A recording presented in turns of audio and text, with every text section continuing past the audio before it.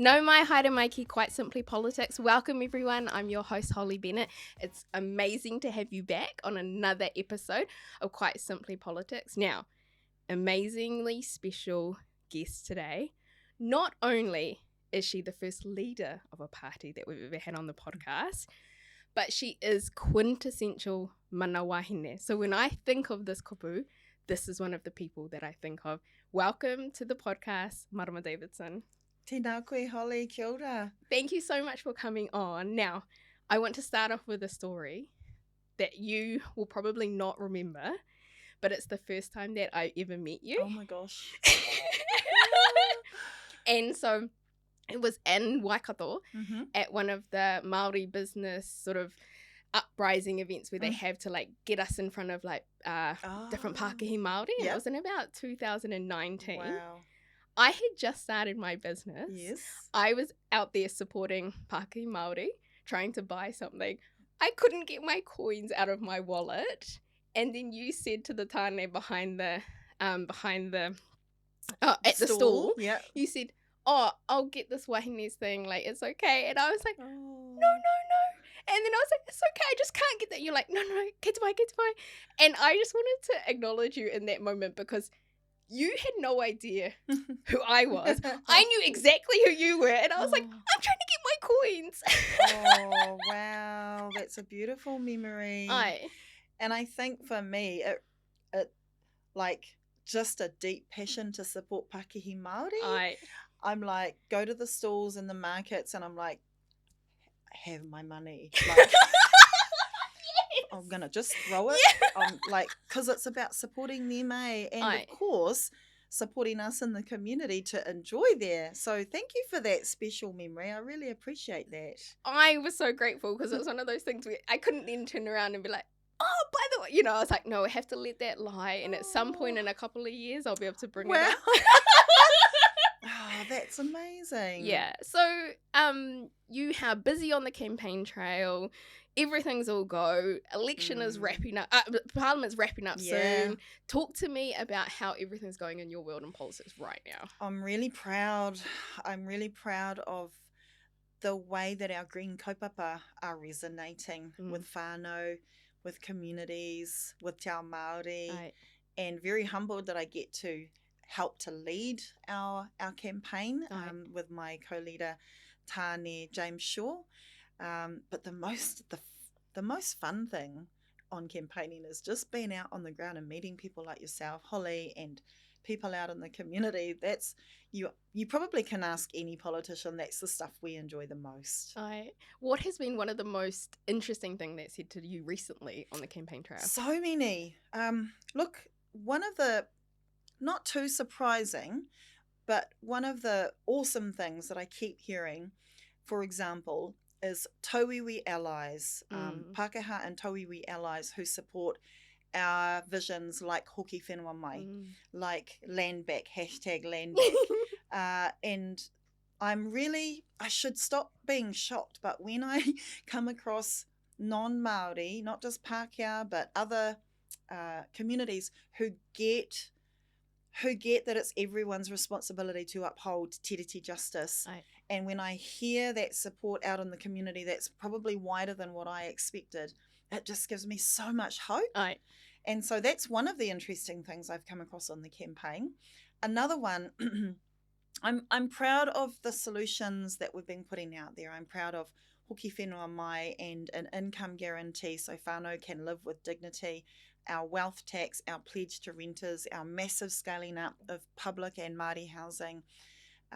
I'm proud of all of that, but I'm particularly proud when I hear our kōrero being reflected back at us. Tiano Tuiono, one of my beloved colleagues, our first Pasifika colleague, who's also Māori, he went to speak and address a teachers' rally, and they were literally mirroring our kōrero back at him. And this makes us feel good about what we are offering is resonating with people. Do you think that shock when you feel like tauiwi and non-Māori communities sort of talking about te tiriti is something of the utmost importance in Aotearoa. Do you think that part of that shock potentially comes from the adversarial environment? Yeah, of Parliament? You're exactly... No wonder you love this job. This is all for you, eh, Holly? It is, this political discussion, it's just to feed your wairua. I love it. I'm here for it, by the way. I'm happy to help out. Thank you. I think I'm now 7.5 years into being an MP and have been a co-leader for 4 and a bit years, I think, and a minister for 3 years. And the layers of resistance from the patriarchy are so embedded that the more progress we make, the more obvious it is to me how much of a threat that is under. So what that means is I have this perspective of that attack, that resistance coming at me every single day. Right. And it can warp our perspective. It can make you forget that there are actually a whole lot of people out there across the motu who get it, who are dreaming for the moimoia of our mokopuna, of all backgrounds, of all whakapapa, coming together for a beautiful Aotearoa. And they get it, and they want it. And actually, they're demanding more from us. And so it's really good to be reminded of that hope. What do you do to keep your ngākau safe? My goodness. Look, and I want to be really honest and acknowledge that we've seen, including recently, how important it is, because when our well-being starts to fall down and you're on a public stage, and we've had a spate of that, particularly focus on wahine Māori. And look, I go back to Me Tiria Tude, my beloved former co-leader, and the only reason I'm here is because she isn't.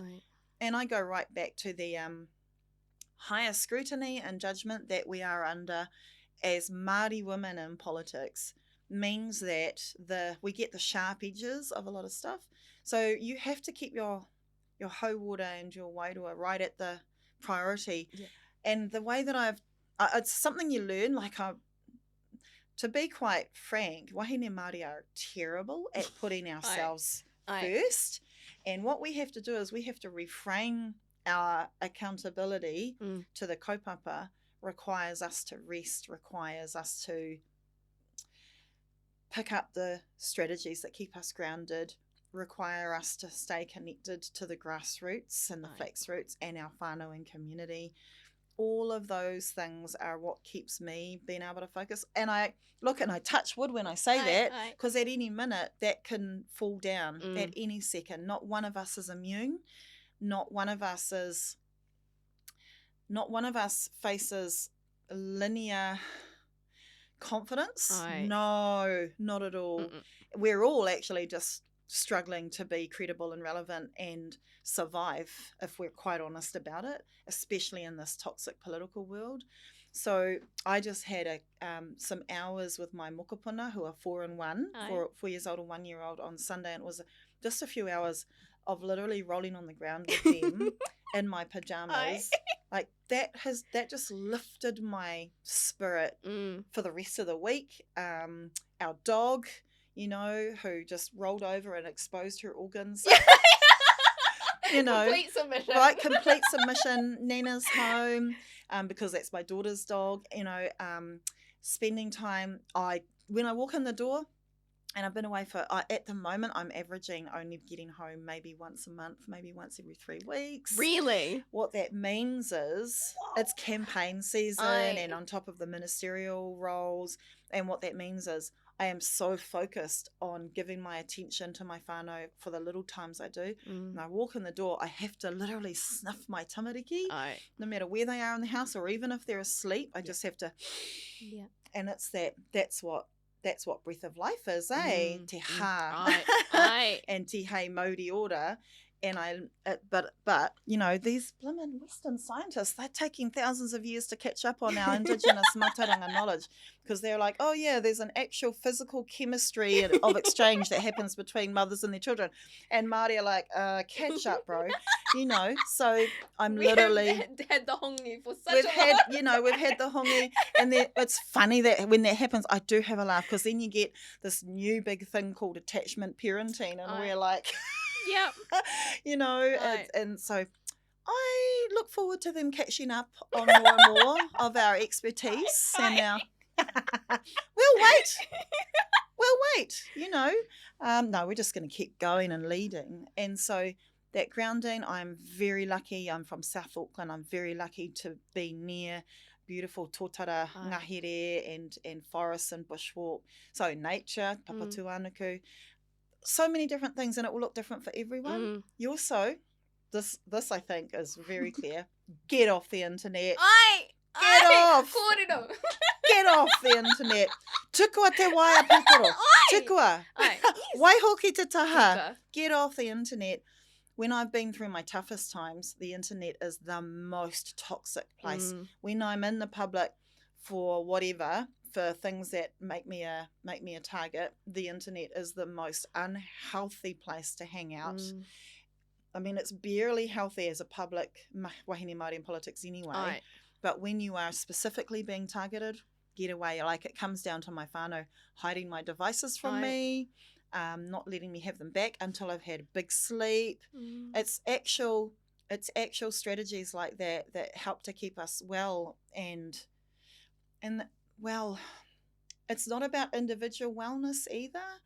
It's about collective responsibility for our kaupapa and our whakapapa together, and you can't leave it up to individuals on their own.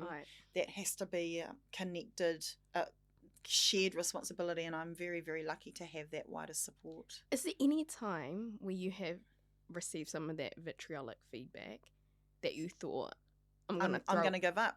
So many times. And you know what? So many times. Really? It can, absolutely. I mean, it can be, and every time that has happened, when I've just sunk into a metaphorical ditch with my wairua, and I've just gone, you know what? It's not actually worth it. I don't have the strength to survive this, to stand up with any more confidence. And you know what? It's my team, my MP colleagues who immediately get in behind. But you have to reach out. You have to, because we have to put on a confidence every single hour of every single day. And you have to actually articulate, hey, I'm actually feeling like shit here, for your colleagues and your team and your safety net to be able to push you back onto your spot and tell you, don't move, don't apologise either, keep going. And only then do you start to come back into the world of light. It really is like, mai te pō ki te ao marama, and it takes your collective support and circles to do that. I don't think we should kid ourselves into thinking, because the individual way of living, the Western individualistic approach, has put on us this really unhealthy notion that struggle to survive, trample on everyone to get ahead, you've got to do everything yourself. No one can do anything themselves. No. Even the people who have kidded themselves into thinking they've done things by themselves, even they haven't. And we are just living, breathing manifestations of our mātauranga from our tūpuna. That's exactly it. Right? And so reaching out and even just being able to say, I'm really struggling.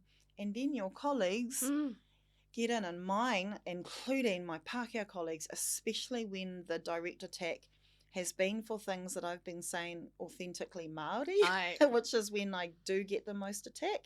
Like the white cis males comment, for example. Yes.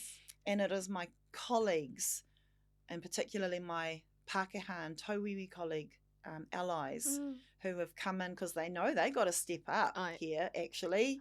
And they're the ones who have come in and said, don't you dare move, don't you dare apologise.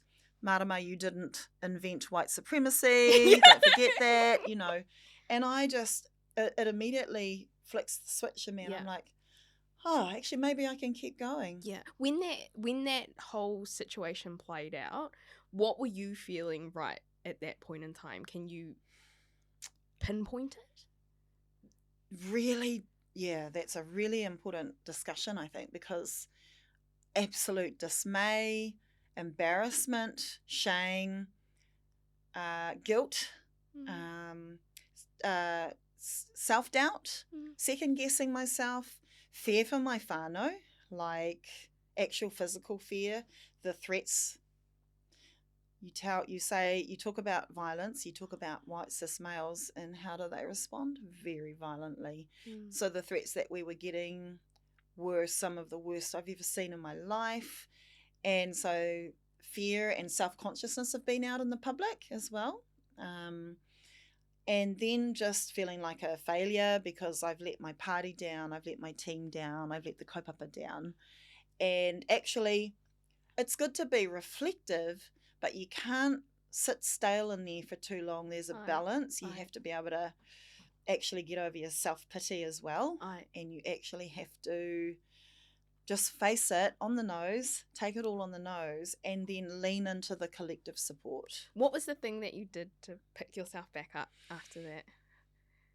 Get off the internet. Yeah. I have to say, like literally, that was one of the first times that my circle and my family actually made a conscious intervention decision to actually remove my devices off me. And that's what it took. Shout out to the family. Right? Shout out to our whānau. Right? That's what it actually took for me to have at least a whole night away from, because I don't know, we all know this, right? As humans, it's that self-deprecating drive that we've got. It's like, I want to see the violence towards me. I can't help it. I've just got to look.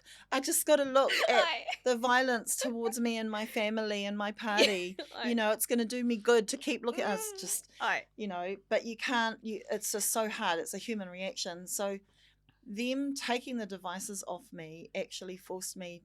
I then was like, oh, well, now what am I going to do? Actually, how about I disconnect from all of that and rest? You know what? A lot of the F-ups in the world have happened when we're tired. Yeah, absolutely. Have a moi.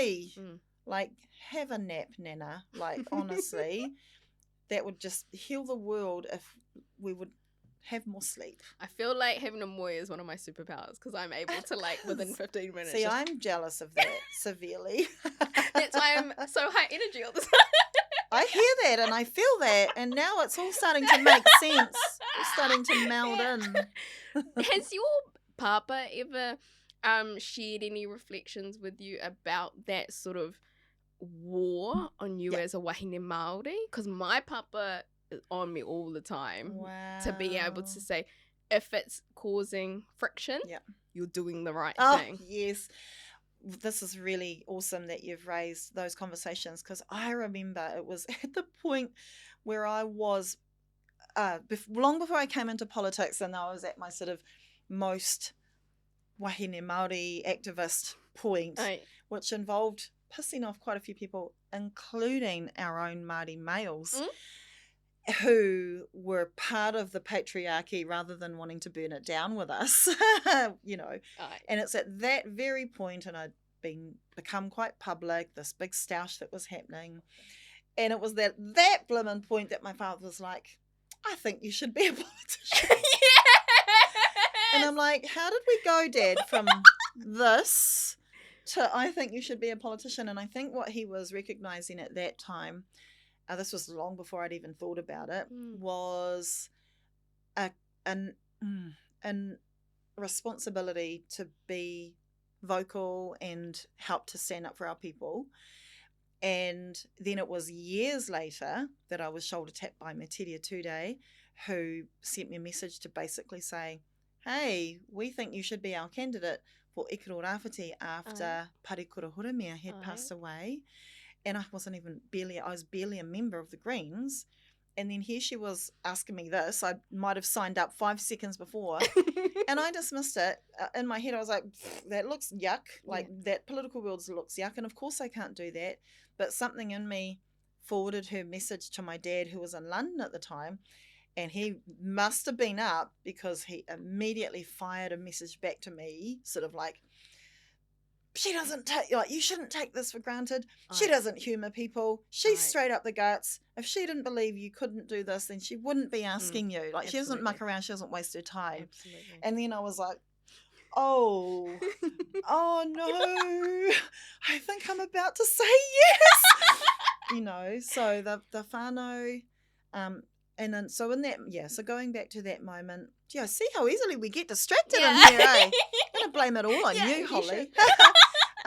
Going back to that time then of, just feeling utterly discouraged, feeling that I've got nothing to offer, feeling that I've caused a whole lot of harm to the kaupapa, like, you got to get rid of those, and you've got to allow yourself to forgive yourself, and you've got to understand that we're going to keep making mistakes, and the point is how we can survive them and learn from them. And holy heck, I've learned a lot, and realizing that we can't do it alone. And that's been the downfall, is when you think you've got to trudge through alone, that's when we get into trouble.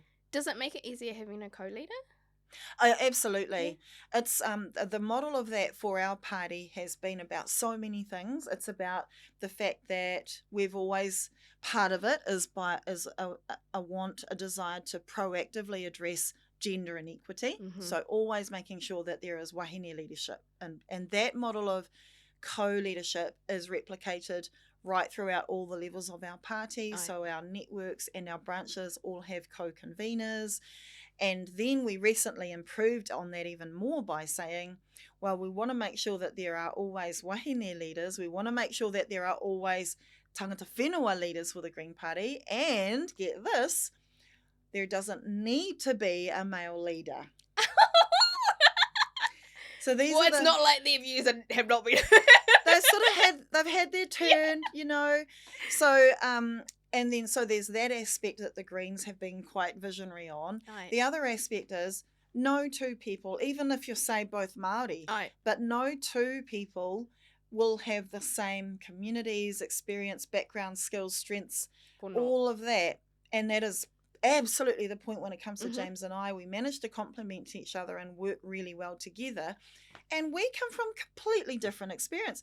And I love it. We all go to, hey, get the white guy in a suit back here. That he's basically, and what we also like to do is challenge both of those stereotypes, and pull the white guy out of the suit and the wahine Māori activist stereotypes and completely F them up.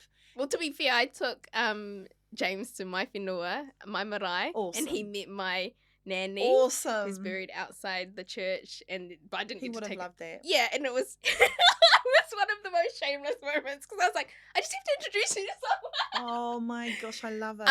But fully embraced it, right? He would have loved it. He knew exactly what I was just being like. Oh, we're here, yeah. so I just want to introduce you to my great grandmother who's here, and that's one of the things. But it's an advantage for me because he was supposed to be my first leader that I was interviewing, and he cancelled. See? So now... And then we got share it out. Yeah. And that's right. And sharing the mahi, it's also because our responsibilities back to our own members, which is our priority. We get to share that responsibility as well. It means we can both do different ends of the motu down on the ground with our own members, which is really important for our party as well. Now, in 2018, and absolutely correct me if I'm wrong, but I read an article which said at that point you're one of the only Māori MP in the Greens, Member of Parliament. Yes, I did a whole term. So there was a 2017 election, and then from 2017 to 2020, I was the only Māori Green MP that whole term, which is just crazy. I read that article and I didn't believe it. I was like, I have to ask Marama. Yeah. Because I was like, I don't feel like that's true of the Greens. Yeah, totally right. And it should never be. How did that feel? Isolating and massive responsibility, because you're right. The Green Party kaupapa is really clear. Yes, we need representation, but actually it should never be on any one MP, especially not our Māori MPs, to uphold our tiriti justice responsibilities. For that reason, for example, we've always tried to make sure we have a tauiwi tiriti spokesperson. So, and that really was important to me through that term in particular, because I'm like, I can't be the only one who has a tiriti lens. In actual fact, that responsibility lies across the whole caucus and the party. We've now strengthened that lens even more so with our transformation of our constitution that we just went through last year. But no matter even with all of that shared responsibility, you're always going to feel an extra level of accountability because you're the Māori face as well. So then coming in with 3 more Māori this term, I was just like, oh my gosh, I could even share the Māori development portfolio. It's like, oh, and it's really important to the kaupapa, really important to be able to have capacity to be on the ground with our communities as well. Yeah. Now, you'll be quite similar to me in that you, oh, hey, you might not be, but I'm quite skeptical of the Crown when we look at the historic. Yes. How without do you, a doubt. right? Yeah. How do you, in your role as minister, talk me through like merging those two? Yeah, right. Because it's a daily contradiction of terms. I am a representative of the Crown, not just as an MP, but I am a minister of the Crown, and that's such a contradictory position to be in when you are trying to uphold tino rangatiratanga under te tiriti justice for whānau and hapu iwi, and that's in actual direct contrast to the current colonial political system, just continues to breach that promise. And so then it's like, well, heck, what am I? And that's a daily negotiation. But I've become quite comfortable with the fact that I know that government, current political system of Aotearoa, has power and influence, has a responsibility as well. So we need to both minimise the harm that place continues to cause for our whānau, as well as make some good decisions to get some key good decisions and progressive decisions over the line. And that in turn it's not doing it yet, but that in turn needs to create the space for the democratic system to be built from the ground and the grassroots as well. So we're already seeing this, and I think all of that I just said was quite airy-fairy. But the proof is on the ground in the examples that we've got. So already, and for a long time actually, we have seen marae, hapori Māori communities, hapu, already taking the lead in tino rangatiratanga, mana motuhake, going ahead and building their own systems to care for their awa and their moana, using the tools of rāhui to protect our taiao and our species, building kohanga reo, puna reo. All of those things came from us, not because the government thought of good ideas and then stepped aside and then gave the money and the power. No. That remains a constant challenge. But that's an example of Māori will keep building up the power from the ground, from the whānau level. At the same time, governance through te kāwanatanga needs to come and meet that as well. It could go in the other direction, and I'll be blimmin' straight up. A national act government will absolutely take it in the other direction from te reti justice. I'm not even going to be, I'm not even going to be around the bush. No mincing words there. But I'm also quite clear that the compromises that Māori continue to have to bear are actually consistent across most political parties, and that's also not good enough. And so the other thing is that you have to clean up your own backyard first. The Green Party is not a kaupapa Māori party. We are not a Māori party. We are a tauiwi party with a commitment to te reti justice, who happen to have some Māori leadership at many different levels, including the current co-leader. And so that's very, very different. And so that means that we've got an obligation to reduce the harm of government, but to make sure government devolves power and resource back out to community. Where I think I'd like to sort of pick up some of the conversation in that space is there's a really valid view among te ao Māori in different pockets where government has absolutely no relevance in whānau lives. And where I offer a challenge to that is, well, unfortunately, they just do. Government just does have influence and power at the moment. And so we do have to take note of what is happening at government. And we can also make some changes. I'm really clear that the institution of government has denied Māori of our economic whakapapa tikanga power bases for nearly 200 years. And we can't just let them get away with that. Mm-mm. And we also can't just let that continual holding of wealth and resource remain as unequal as it is. And that requires government to change some rules. Mm-hmm. And that's why we need good Māori in that place to help government lift up its share of the responsibility. But at the same time, the real leadership for Te Ao Māori is in community and not in government. So we're going to come back to that phrase, good Māori, because there's a lot of layers in that. Yeah, there is. You know? Yeah. But I want to talk about that idea of everything that you've just articulated, for me, makes complete sense, right? What would you say to somebody who's like, oh, but that's not true? It's a lie. Because that is one of the fundamental attitudes that exist. I don't think it's particularly prevalent. Like, I don't think it's awash with that view. Yeah. What I would say is that some of the more marginal voices tend to be the loudest. Totally, yeah. And so what would you say to somebody who's like, well, that's not true? Yeah. I'd want to sit down and tease it out and ask some pātai and really understand exactly what is it that you mean when someone says that that's not true. I also want to acknowledge that that actually government has directly done deep intergenerational harm to whānau Māori. Deep intergenerational harm in so many different ways. So am I surprised that many Māori hapu in community have no trust in government? Heck no. Heck no. Am I surprised that many whānau Māori hapu and iwi see no relevance from government? Heck no. And that governments like it when people feel excluded and marginalised like that, and just allow governments to keep committing harm. And yet actually or embedding the status quo. Yeah, exactly, and just hold the status quo.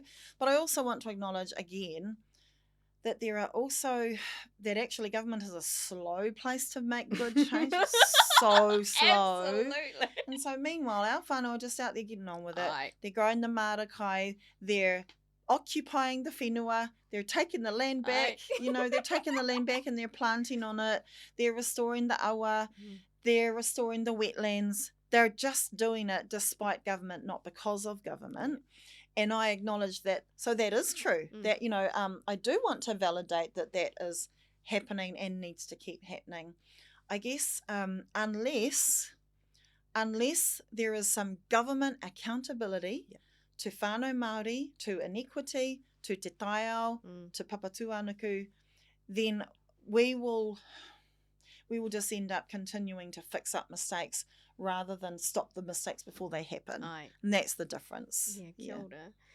So let's talk about this phrase, good Māori, because I know the way that you meant it is not potentially the way that most people perceive it, enough. Right? Because that's two different things in itself. And I would speak largely to a column that I wrote last month, which was on this phrase, Māori elite, which really boils my blood because essentially I would be part of the Māori elite given take it right. Yeah. So that to me frustrates me to no end. But one of the things about this idea about good Māori is that you've had that label placed on you. I sure have.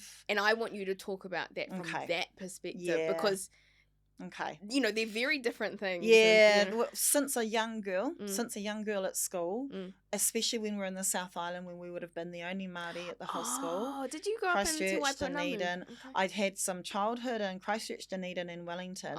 And then the contrast of that to the rest of my childhood in Hokianga and Whirinaki. And so often, you know, I grew up with, my dad was in the theatre. I even had an accent. I had quite a posh, a theatre one. Oh. I'm sorry, and you're not laughing, but I'm laughing with you. where I would say, "It's Daddy, I want a bath." No way. Yep. I grew up in the green rooms of theatre. Yes, I love it. And that accent got basically kicked out of me by the time I got to Whirinaki, Yeah, where they like- just looked at me and went, what do you call that? But so here I was, and I was articulate, as right from bloody coming out, I think. And I knew how to express myself. I managed to pick up. I fit into academics at school, all of that stuff. And so Pākehā would always tell me I was one of the good Māori.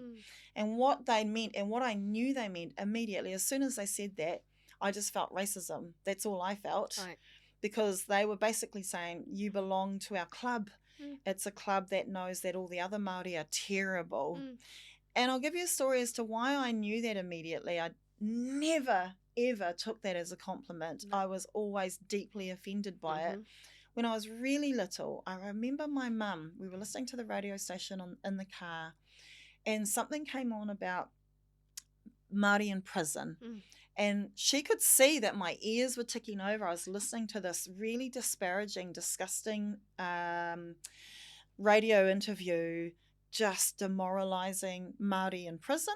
And my mum, she could see I was starting to make some connections and freak out. And she was like, Marama, those are our people, whether they're in prison or in boardrooms. They're all us. They're all us, and they're ours. And what is being said about them right now is not cool. It is not right.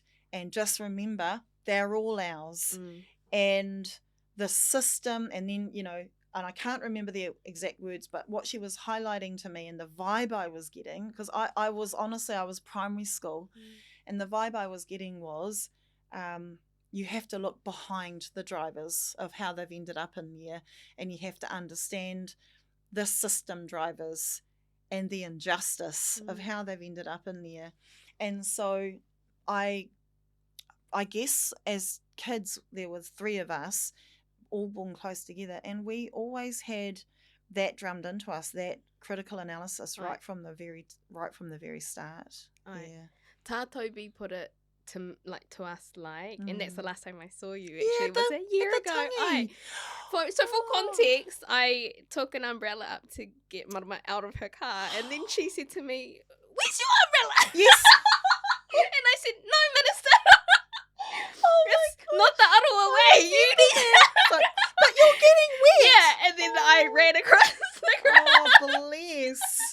But Tātobi put it this way, which I'm still working on getting myself enlightened to this, because there's also that harm element that sometimes I find really difficult. But he said you reject the act, not the person. Yeah. So it's that not the place for the action that led them there, but you don't reject the person. Yeah. And I thought, wow, that's like rangatira hard. Yeah, because for him to say that, it gave me a new way to look at something. Yeah, right. And I just think it's a great way to try to find some reason. And that's a beautiful piece of kōrero to put on the whāriki right now, because that also comes back to, there has to be accountability for the harm that people cause. Right. People have to be accountable to the harm that is caused to whānau, to mokopuna, to wahine, to anybody. So Māori are never, ever about our people who do harm not being accountable. Right. But it's about understanding what the drivers were, and also addressing those as well as that person. And the thing about that is, being accountable to the system and to concrete jail cells is very different from being accountable to the person and the whānau community and the whakapapa who you caused harm to. Right. And more often than not, accountability to a system doesn't actually bring restorative justice to the victims, survivors of the harm that you caused. Right. And this is why actually we are tougher on offending, because we want authentic accountability. In Te Ao Māori, you've actually ruptured the harmony, and so that's where the whole hohou te rongo comes from. Is hohou te rongo is recalibrating the peace and restoration of harmony. And so good Māori, I was called good Māori, and I took that incredibly offensively. And when I say the words good Māori in Parliament, I'm talking about people who are on the kaupapa, who share te ao Māori political visions for the well-being of our people and our whenua, and want to work towards upholding te reti justice. Now, I make no pretense that Māori have always had broad political views and opinions. Māori currently belong to and support every single political party there is. But when I say, I just own what I say. When I determine and when I define good Māori, I'm really clear and upfront about that being kaupapa focused, te reti justice focused. Do you know one of the things that I think that I look at about sort of that idea of somebody who's like a kaupapa driven Māori is the idea of, will you say it in the pai? Nice. Would you say it in mihi whakatau? Nice. It's all very well for you to say it down the barrel of a camera. Nice. But when you're kanohikitia with our people, will you say it then? That's awesome. That's how I use it as my barometer. Because I've seen rhetoric in recent days about ordinary Māori. Ooh. Yeah. So that one that came out, I was like, oh, okay, so I don't really know what an ordinary Māori. No, me neither. Me neither. But it's that kind of thing. If you're happy, if you're willing to then honour those words in those settings, you do you. But, for me, he mana tō te kupu. He mana tō te kupu. And that has to lead, for me, everything that I'm doing. Because if I can't stand there and look at our rangatira and honestly say it back to them, then it's not valid. I love that as an indicator. And it reminded me of... okay. It reminded me of... Look, I'll be general, so I won't put names on the table, but... You can have especially at campaign time, you can have politicians turn up to the awesome stuff, the Matatini Festival, the Matariki celebrations, the fluffy stuff that is beautiful and I love it. And you can have them turn up to that, and the very next day you can have them saying we oppose co-governance. So, he mana tō te kupu, what do you say on the pai of the House of Parliament? What do you say in your role as a leader? What do you say when you're in the, when you're in the company of, say, just Pākehā, what do you say about your stance on te reti justice? And we've seen that, right? And so that's where, I guess, and I also want to acknowledge... my nana and my papa, like many of their generation, were traumatised and violated violently to disconnect themselves from their reo, their whenua, their whakapapa.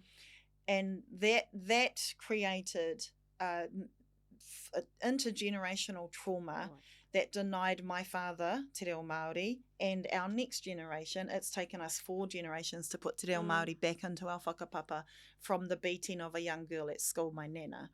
So I do want to acknowledge the internalised racism that we also, all of us, also have to work through. And that can look like, I've seen that look like so many different things. It can look like when I am advocating, and over the years as a politician, when I've been on the MSDQ lines, working with the whānau in the lines to say, here's the sort of solutions that I want to see so our people have more income support, and I can have those very struggling whānau come right back at me and say, oh no, that's hoha, we've got more than what we need, we don't need any more. And that's another self-internalized stigma from reflecting back the dominant narrative of poor people are lazy. And so I acknowledge we've still got that to work through. It has meant that some of my own whānau, for example, are a bit whakamā about the attention on the Matariki holiday because they are uncomfortable with the racist attacks that are also out there. So I get that, but as a Māori in a political, powerful position, I absolutely have an expectation that there is an obligation to uphold te reti justice. Yeah, kia ora. Absolutely. Mm. There were so many things that I wanted Yeah, to touch sure. on. My brain was like, okay, remember talking about that. Yeah. Talk about that. One of the things that you've done, which I am in absolute awe of, and it is one of my own personal ambitions to be able to do at some point, is that last year you did your first ever political interview completely in te reo Māori. Oh, I'm still in trauma. How was that? That was one of the scariest interviews in my life. I feel far more afraid. And this is horrible. This is my own internalized racism coming up, right? I feel far more afraid and whakamā of facing my own people than speaking to hundreds and hundreds of politicians, than speaking on the live media to the whole country.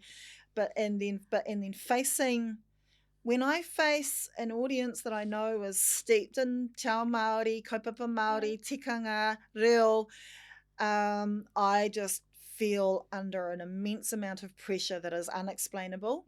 And considering the amount of pressure I face every single day, this pressure, it goes deeper. It goes right into the puku. Feel it right in the puku, and I hold it all in my chest. And so I wanted to run in the other direction when they came to me with that request. Really? I was like, no way, get the hell out. That I was just, no, like that was just the biggest, scariest thing ever in my life to even contemplate. And it took a lot of sitting down and discussing through, and the beautiful producers and creators and interviewers, it took a lot of convincing that they were going to care for me and that I was capable of even doing it, that they were going to give me as much support. And you know what? What a strength-based, empowering thing that they did. Yeah. And I really want to emphasize that, because I thought that was well out of my reach. And a whole political interview in te reo Māori on a range of topics, like even now, and I've got my beautiful colleague Aroha Nui sitting outside the studio, who saves my life for doing my soundbite interviews in te reo Māori. But even that takes, like, I got to overcome the whakamā, patoa te whakamā, and then I've got to but I know it's only for 10, 20 seconds. I'm like, I can do this. But that one, I think I was sleepless for weeks about that, and nervous, and I would think I was sweating the whole time. And I just want people to know that when I became a politician, and particularly for the Green Party, not having a fluent speaker, I had to step up in whatever small ways I could. And I was feeling whakamā about it. But right back then, all of the matato speakers and journos from across the different platforms, all of them were like, Marama, we can't just have matato speakers on our screens. We got to show whānau that every level of speaker deserves to be on our screens. We've got to show whānau that it's okay to make mistakes on our screens in public, because otherwise it will become elite. It will become elitist and out of touch and not relevant. And so that was the thing that gave me permission to then make mistakes. And then I thought, do you know what? I make mistakes in English every single day. I make up words. I make up grammar that doesn't make sense. I listen back to something in English and I'm like, what the heck? But it doesn't come with the same level of trauma, the same level of mamai. I don't feel accountable to blimmin' 1,000 generations if I stuff up in my English language.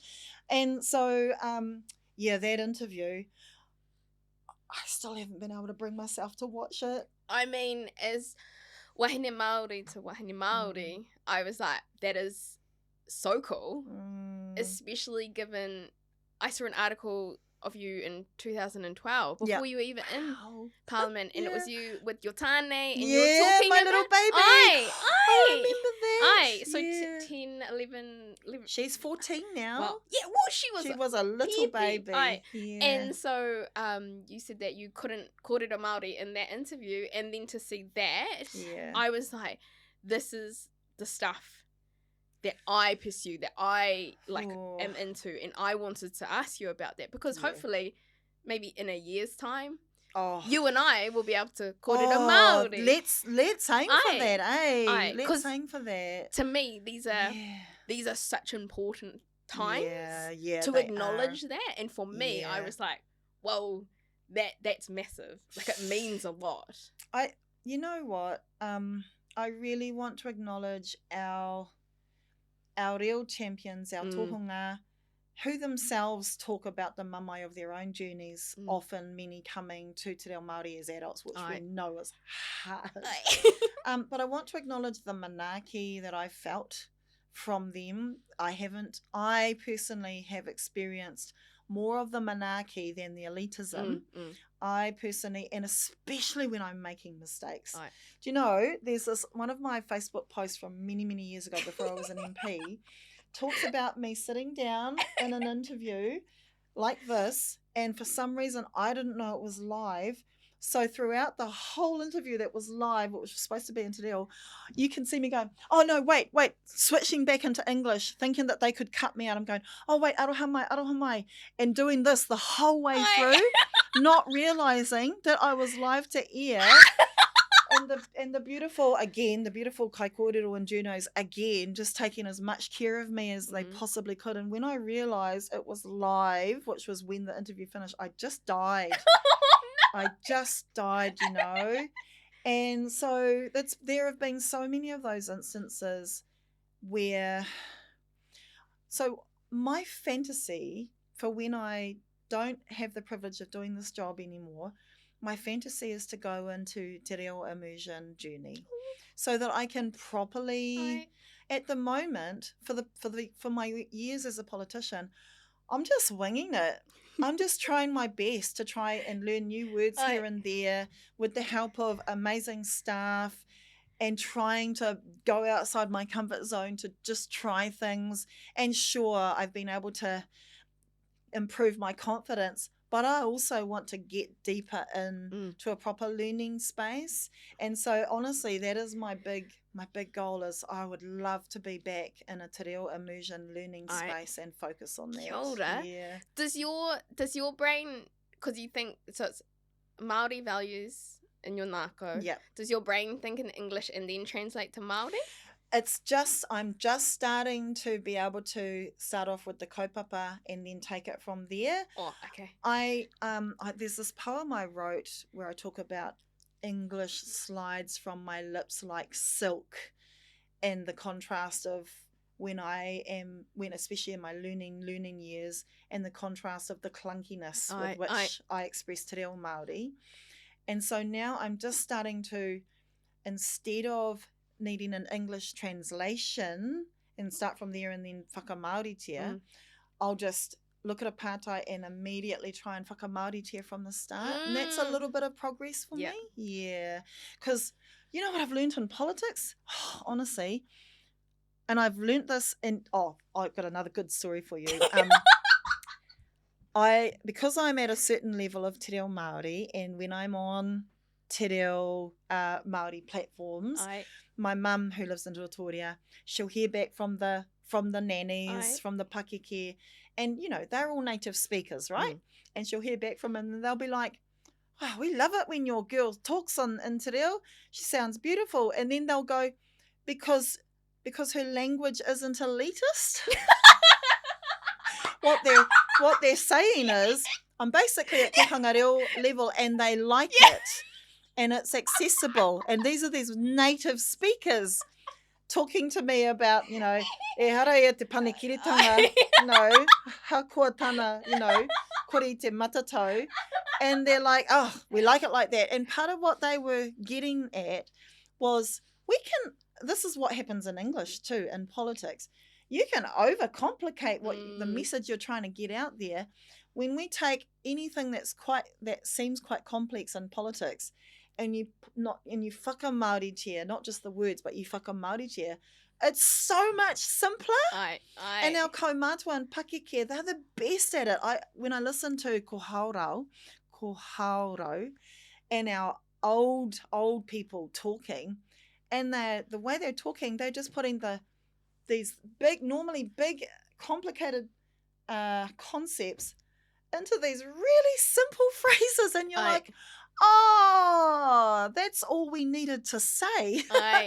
And so we should take a leaf from that. Absolutely. Because they just do it so simple. My whanaunga Sunny Ngātai said to me, cuz if you can learn English, you can learn Māori. Yeah. It's like half as many letters. He was like, I don't know why you're stressing and yourself. way more rules.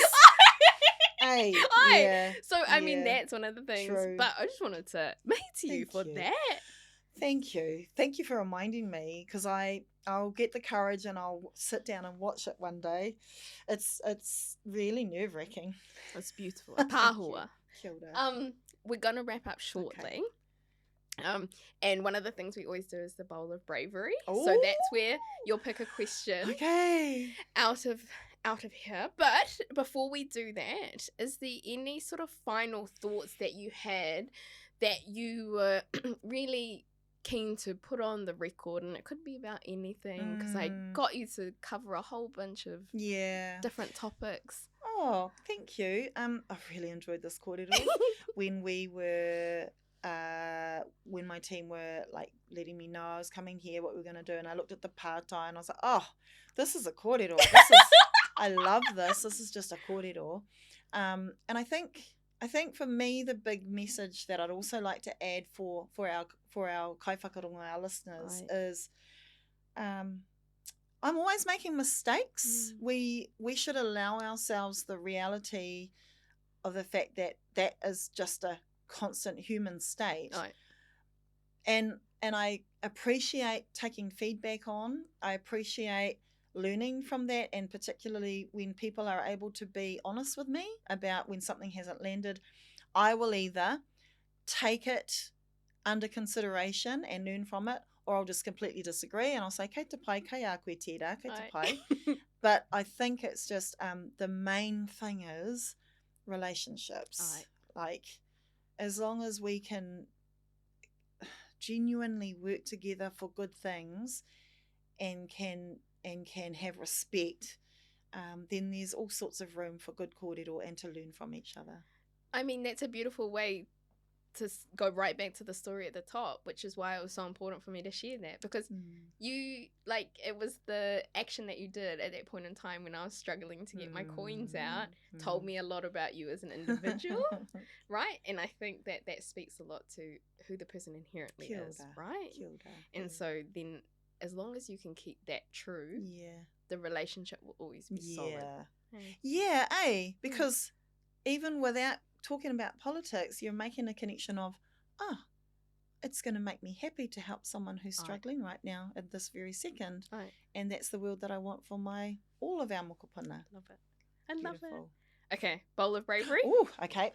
All right, bowl of bravery. I like that. My kaimahi did the pātai. Ka pai. I don't actually think any of them are too. I will say that I honestly, there is no such thing as a hard question. They're all just kōrero. So I've closed my eyes and I've chosen one. What is it? Pineapple on pizza. Yes or no? I'm feeling really under pressure about this. I'm scared about what votes I'm going to lose. We're all going to interrogate this is a high stakes pātai here. I'm going to have to remain authentic, and I'm looking down the barrel about this, and I can't tell a lie. I'm sorry, there's no pizza. There's no pineapple on the pizza. I'm really sorry. Some of you I may lose some respect in that. I get it, but I've got to stay true to the kaupapa. The kaupapa of no pineapple on the pizza. Got to stay true to the kaupapa. Even when it's not popular. do what's right. Yeah, gotta be true. Where can everyone touch base with you if they want to reach out to you and they want to follow up anything on the kōrero? Where should they reach out to you? Really encourage it. I'm on Instagram, Marama Davidson. I'm on Facebook, Marama Davidson MP. Really encourage that. I often get messages just from people who want to touch base, and it actually reminds me to stay connected. So ka pai. Kia ora. Well, that's it. That's our episode. Thank you, Holly. Thank you so much for coming in. And so let's do just over a year's time. Yeah, let's do it. I'll try to brush up on all my kōrero. Yeah, because that was one of it. the goals for 2024. And hey, nothing like having a politician be like, cool, so we're supposed to do this interview now. Yeah. Let's do it. We'll kōrero again. But thank you so much for coming in and being on our podcast. It's been an absolute pleasure to have you. Nōku te whiwhi, Holly, ki te kōrero kia koe. Nōku te whiwhi te rongo i ngā pātai, i ngā kaupapa o te ao Māori. I've really enjoyed the way that you've opened up this conversation and the way that we've navigated the flow. That's beautiful, and big support of this mahi and your approach. Ka pai. Kia ora marama. Tēnā koe.